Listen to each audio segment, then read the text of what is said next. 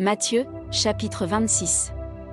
Lorsque Jésus eut achevé tous ses discours, il dit à ses disciples, « Vous savez que la Pâque a lieu dans 2 jours, et que le Fils de l'homme sera livré pour être crucifié. » Alors les principaux sacrificateurs et les anciens du peuple se réunirent dans la cour du souverain sacrificateur, appelé Caïphe, et ils délibérèrent sur les moyens d'arrêter Jésus par ruse, et de le faire mourir.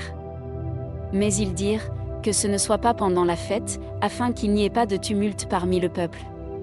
Comme Jésus était à Béthanie, dans la maison de Simon le lépreux, une femme s'approcha de lui, tenant un vase d'albâtre, qui renfermait un parfum de grand prix, et, pendant qu'il était à table, elle répandit le parfum sur sa tête. Les disciples, voyant cela, s'indignèrent, et dirent, « À quoi bon cette perte ? On aurait pu vendre ce parfum très cher, et en donner le prix aux pauvres. » Jésus, s'en étant aperçu, leur dit, « Pourquoi faites-vous de la peine à cette femme ? Elle a fait une bonne action à mon égard, car vous avez toujours des pauvres avec vous, mais vous ne m'avez pas toujours. En répandant ce parfum sur mon corps, elle l'a fait pour ma sépulture. Je vous le dis en vérité, partout où cette bonne nouvelle sera prêchée, dans le monde entier, on racontera aussi en mémoire de cette femme ce qu'elle a fait. » Alors l'un des 12, appelé Judas Iscario, alla vers les principaux sacrificateurs, et dit, « Que voulez-vous me donner, et je vous le livrerai ?» Et ils lui payèrent 30 pièces d'argent. Depuis ce moment, il cherchait une occasion favorable pour livrer Jésus. Le premier jour des pains sans levain, les disciples s'adressèrent à Jésus, pour lui dire, « Où veux-tu que nous te préparions le repas de la Pâque ?» Il répondit, « Allez à la ville chez un tel, et vous lui direz, le maître dit, « Mon temps est proche, je ferai chez toi la Pâque avec mes disciples. » Les disciples firent ce que Jésus leur avait ordonné, et ils préparèrent la Pâque. Le soir étant venu, il se mit à table avec les 12. Pendant qu'il mangeait, il dit, « Je vous le dis en vérité, l'un de vous me livrera. » Ils furent profondément attristés, et chacun se mit à lui dire, « Est-ce moi, Seigneur ?» Il répondit, « Celui qui a mis avec moi la main dans le plat, c'est celui qui me livrera. Le Fils de l'homme s'en va, selon ce qui est écrit de lui. Mais malheur à l'homme par qui le Fils de l'homme est livré. Mieux vaudrait pour cet homme qu'il ne fût pas né. » Judas, qui le livrait, prit la parole et dit, « Est-ce moi, Rabbi ?» Jésus lui répondit, « Tu l'as dit. » Pendant qu'il mangeait, Jésus prit du pain, et, après avoir rendu grâce, il le rompit, et le donna aux disciples, en disant, « Prenez, mangez, ceci est mon corps. » Il prit ensuite une coupe, et, après avoir rendu grâce, il la leur donna, en disant, « Buvez en tous, car ceci est mon sang, le sang de l'Alliance, qui est répandu pour plusieurs, pour la rémission des péchés. Je vous le dis, je ne boirai plus désormais de ce fruit de la vigne, jusqu'au jour où j'en boirai du nouveau avec vous dans le royaume de mon Père. » Après avoir chanté les cantiques, ils se rendirent à la montagne des Oliviers. Alors Jésus leur dit, « Je serai pour vous tous, cette nuit, une occasion de chute, car il est écrit, je frapperai le berger, et les brebis du troupeau seront dispersées. Mais, après que je serai ressuscité, je vous précéderai en Galilée. » Pierre, prenant la parole, lui dit, « Quand tu serais pour tous une occasion de chute, tu ne le seras jamais pour moi. » Jésus lui dit, « Je te le dis en vérité, cette nuit même, avant que le coq chante, tu me renieras 3 fois. » Pierre lui répondit, « Quand il me faudrait mourir avec toi, je ne te renierai pas. » Et tous les disciples dirent la même chose. Là-dessus, Jésus alla avec eux dans un lieu appelé Gethsémane, et il dit aux disciples, « Asseyez-vous ici, pendant que je m'éloignerai pour prier. » Il prit avec lui Pierre et les 2 fils de Zébédée, et il commença à éprouver de la tristesse et des angoisses. Il leur dit alors, « Mon âme est triste jusqu'à la mort, restez ici, et veillez avec moi. » Puis, ayant fait quelques pas en avant, il se jeta sur sa face, et pria ainsi, « Mon Père, s'il est possible, que cette coupe s'éloigne de moi. Toutefois, non pas ce que je veux, mais ce que tu veux. » Et il vint vers les disciples, qu'il trouva endormis, et il dit à Pierre, « Vous n'avez donc pu veiller 1 heure avec moi.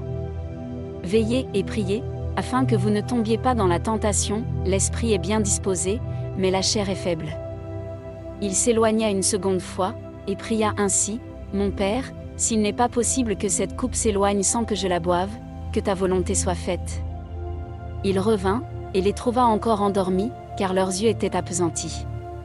Il les quitta, et, s'éloignant, il pria pour la 3e fois, répétant les mêmes paroles. Puis il alla vers ses disciples, et leur dit, « Vous dormez maintenant, et vous vous reposez. Voici, l'heure est proche, et le Fils de l'homme est livré aux mains des pécheurs. Levez-vous, allons, voici, celui qui me livre s'approche. » Comme il parlait encore, voici, Judas, l'un des 12, arriva, et avec lui une foule nombreuse armée d'épées et de bâtons, envoyés par les principaux sacrificateurs et par les anciens du peuple.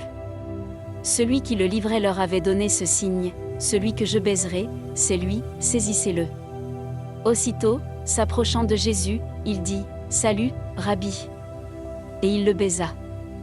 Jésus lui dit, « Mon ami, ce que tu es venu faire, fais-le. » Alors ces gens s'avancèrent, mirent la main sur Jésus, et le saisirent. Et voici, un de ceux qui étaient avec Jésus étendit la main, et tira son épée, il frappa le serviteur du souverain sacrificateur, et lui emporta l'oreille. Alors Jésus lui dit, « Remets ton épée à sa place, car tous ceux qui prendront l'épée périront par l'épée. Penses-tu que je ne puisse pas invoquer mon Père, qui me donnerait à l'instant plus de 12 légions d'anges? Comment donc s'accompliraient les Écritures, d'après lesquelles il doit en être ainsi? » En ce moment, Jésus dit à la foule, « Vous êtes venus, comme après un brigand, avec des épées et des bâtons, pour vous emparer de moi. J'étais tous les jours assis parmi vous, enseignant dans le temple, et vous ne m'avez pas saisi. Mais tout cela est arrivé afin que les écrits des prophètes fussent accomplis. » Alors tous les disciples l'abandonnèrent, et prirent la fuite. Ceux qui avaient saisi Jésus l'emmenèrent chez le souverain sacrificateur Caïphe, où les scribes et les anciens étaient assemblés. Pierre le suivit de loin jusqu'à la cour du souverain sacrificateur, y entra, et s'assit avec les serviteurs, pour voir comment cela finirait. Les principaux sacrificateurs et tout le Sanhédrin cherchaient quelques faux témoignages contre Jésus, suffisants pour le faire mourir. Mais ils n'en trouvèrent point, quoique plusieurs faux témoins se fussent présentés. Enfin, il en vint 2, qui dirent, « Celui-ci a dit, je puis détruire le temple de Dieu, et le rebâtir en 3 jours. » Le souverain sacrificateur se leva, et lui dit, « Ne réponds-tu rien? Qu'est-ce que ces hommes déposent contre toi? » Jésus garda le silence. Et le souverain sacrificateur, prenant la parole, lui dit, « Je t'adjure, par le Dieu vivant, de nous dire si tu es le Christ, le Fils de Dieu. » Jésus lui répondit, « Tu l'as dit. De plus, je vous le déclare, vous verrez désormais le Fils de l'homme assis à la droite de la puissance de Dieu, et venant sur les nuées du ciel. » Alors le souverain sacrificateur déchira ses vêtements, disant, « Il a blasphémé. Que avons-nous encore besoin de témoins? Voici, vous venez d'entendre son blasphème. Que vous en semble? » Ils répondirent, « Il mérite la mort. » Là-dessus, ils lui crachèrent au visage, et lui donnèrent des coups de poing et des soufflets en disant, « Christ, prophétise, dis-nous qui t'a frappé. » Cependant, Pierre était assis dehors dans la cour. Une servante s'approcha de lui, et dit, « Toi aussi, tu étais avec Jésus le Galiléen. » Mais il le nia devant tous, disant, « Je ne sais ce que tu veux dire. » Comme il se dirigeait vers la porte, une autre servante le vit, et dit à ceux qui se trouvaient là, « Celui-ci était aussi avec Jésus de Nazareth. » Il le nia de nouveau, avec serment, « Je ne connais pas cet homme. » Peu après, ceux qui étaient là, s'étant approchés, dirent à Pierre, « Certainement tu es aussi de ces gens-là, car ton langage te fait reconnaître. » Alors il se mit à faire des imprécations et à jurer, « Je ne connais pas cet homme. » Aussitôt le coq chanta. Et Pierre se souvint de la parole que Jésus avait dite, « Avant que le coq chante, tu me renieras 3 fois. » Et étant sorti, il pleura amèrement.